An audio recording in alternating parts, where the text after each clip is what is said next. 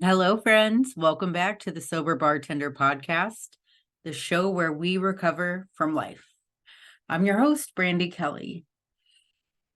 So, on today's episode, I just want to give you guys, if you're new to the podcast, I want to give you just a little idea of what we talk about here. I've had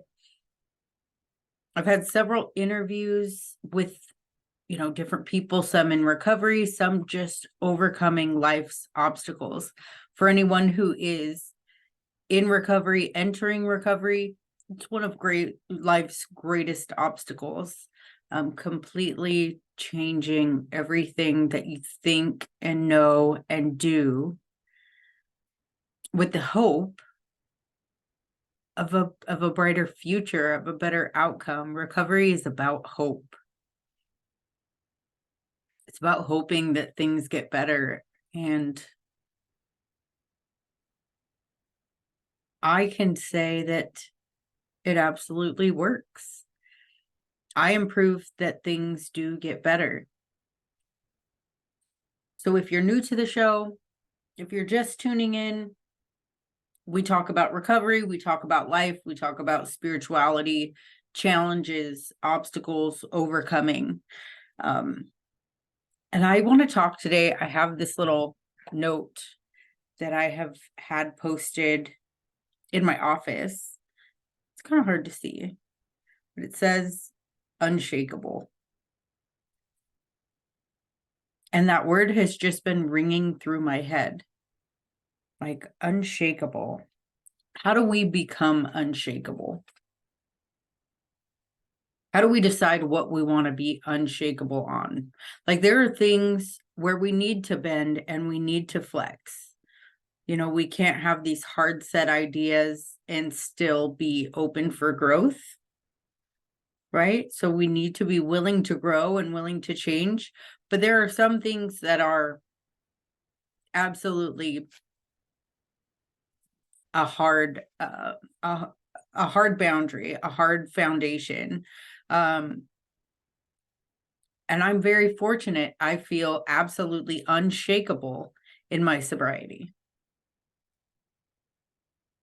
I feel like my sobriety has been tested. Things that would, potentially be a challenge for, some things that would potentially be a challenge in recovery, like working with alcohol or being around drunk people. Those things are not a challenge to my sobriety. Are they a challenge like mentally and emotionally? Yes. But my sobriety, no. Seeing people drink does not make me want to drink. Being a part of or feeling apart does not make me want to drink. Being with people or not being with people doesn't want me to drink. So how can you become unshakable in your sobriety? You have to decide. You have to make a decision that that is what you want. And then I've said this many times before, but you need a plan.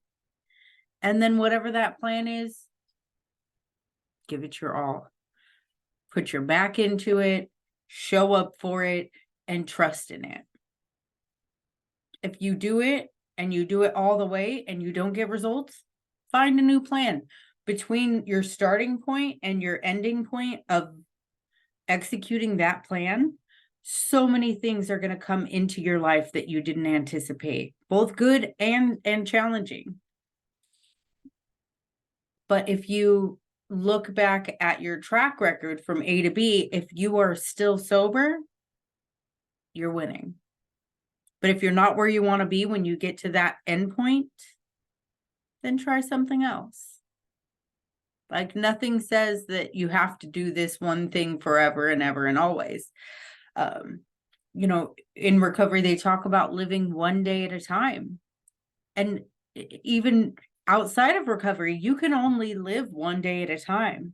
This moment right now is actually all there is. And now, and now, and now. Like from the time that I started this podcast, that moment is gone. like that just 3 seconds ago. That's not coming back. So I can think about it and I can give it my attention and I can want to go back over it and maybe say something different or start out different, but that doesn't change the fact that I cannot. All I can do is put one foot in front of the other, one word in front of the other. I can just be in this moment and show up in this moment how I want to show up. I am unshakable in my marriage. My husband is a top priority, and it started with a decision. I decided when I married this man, before I married this man, this is the person that I want to share my life with. So while things are going to come and go in our life, right? There's going to be great days and there's going to be challenges and there's going to be people that we meet and people that we lose. He and I is a constant. He and I is going to be a consistent factor in my life, just like my sobriety. So something that I gained in recovery is an unshakable faith.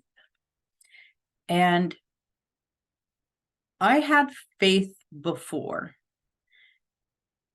and it looks different all the time. Like it grows and it evolves.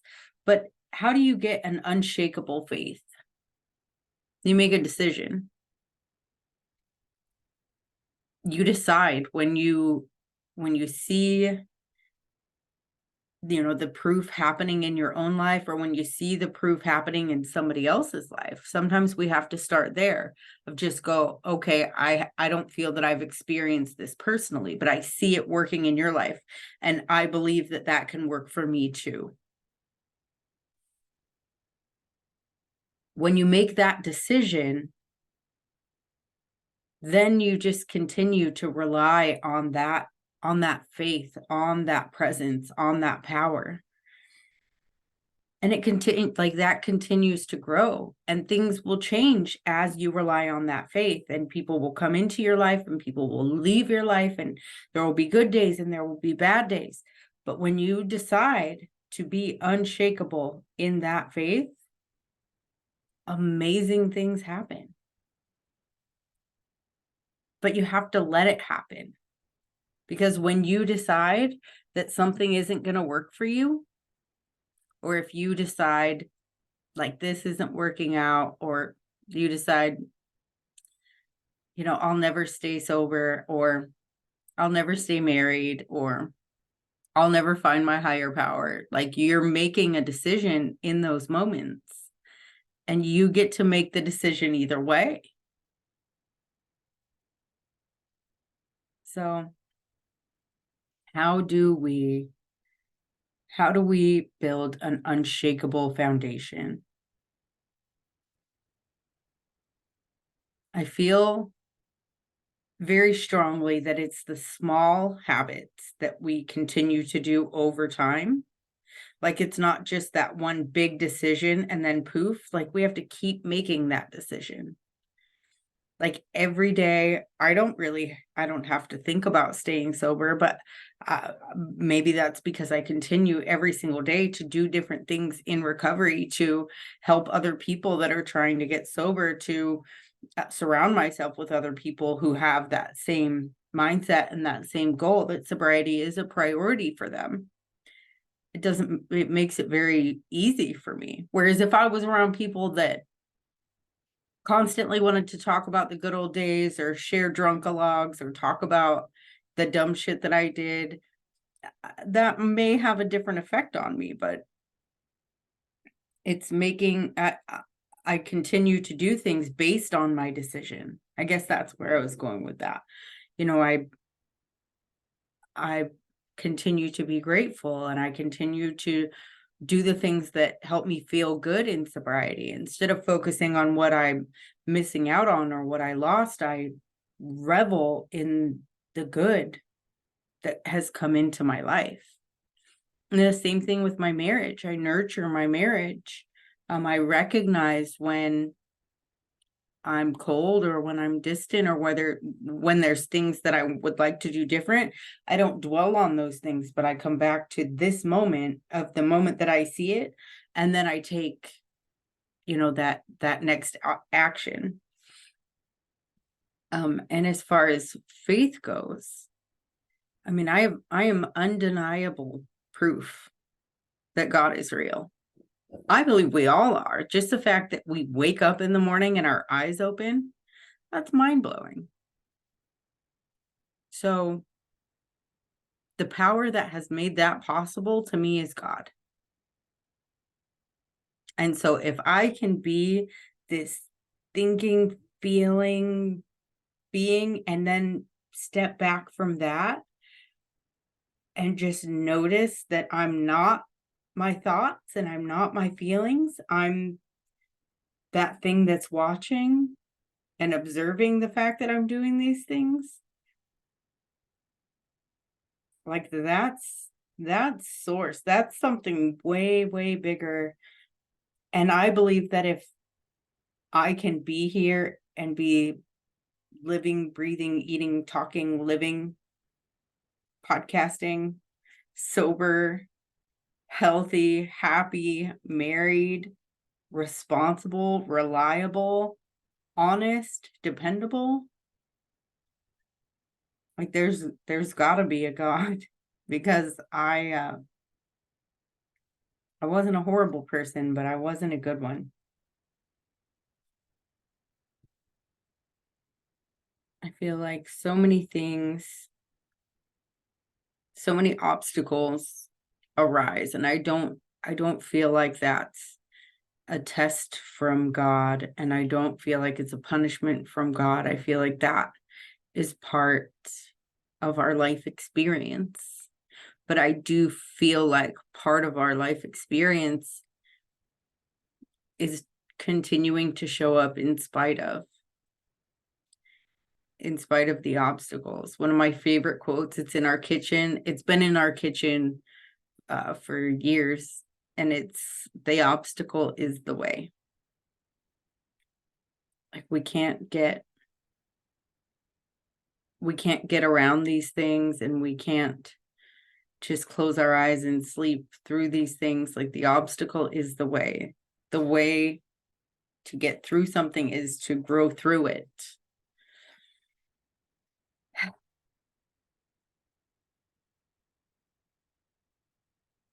You grow through what you go through. The things that we avoid, we're not learning from and we're not growing from. And it was months ago, I had Kelly Siegel on the podcast, and he talked about be the buffalo. And I heard that saying, and I love that saying, and I'm going to share that saying, and it's probably not going to sound right, but when there's a storm coming, the way I heard it, when there's a storm coming, like I picture this big open field and there's a storm rolling in. And I think it's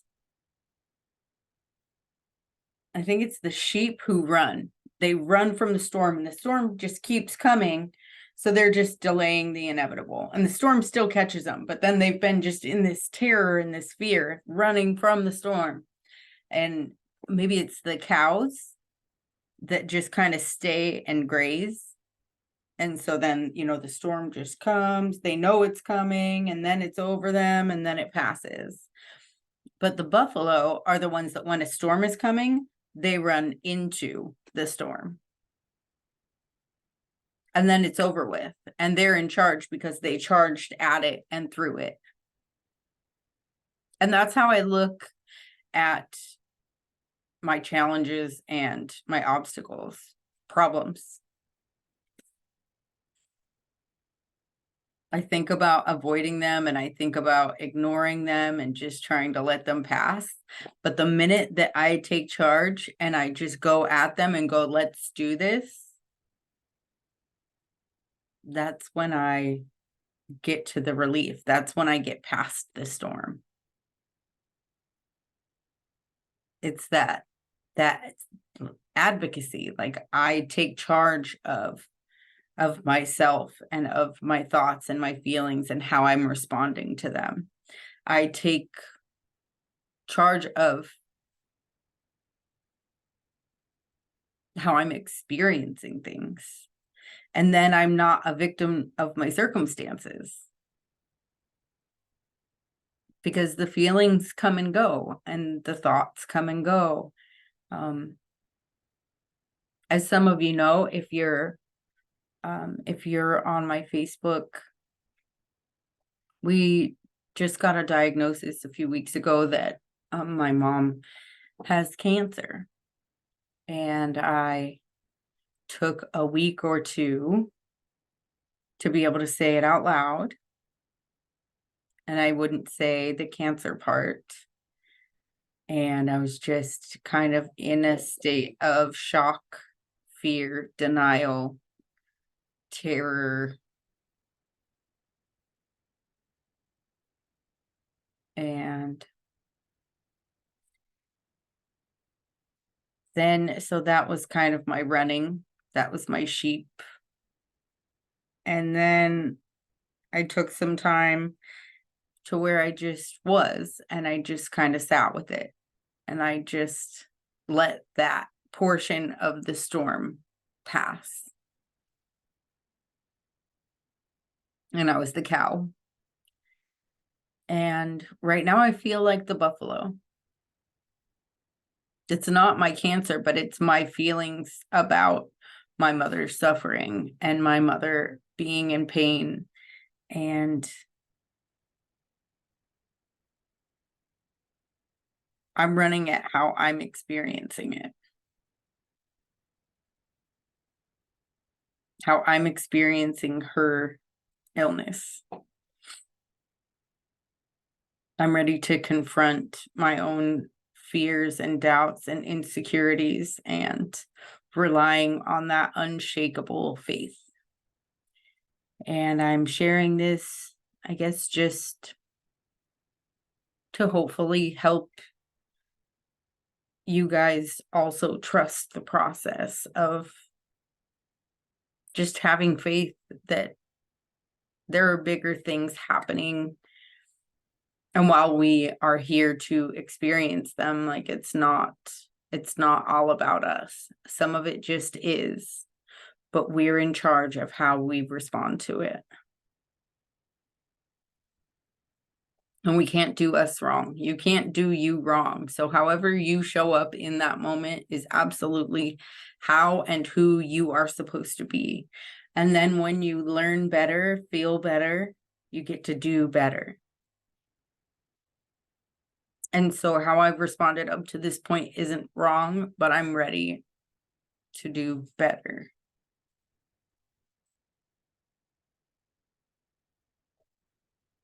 So where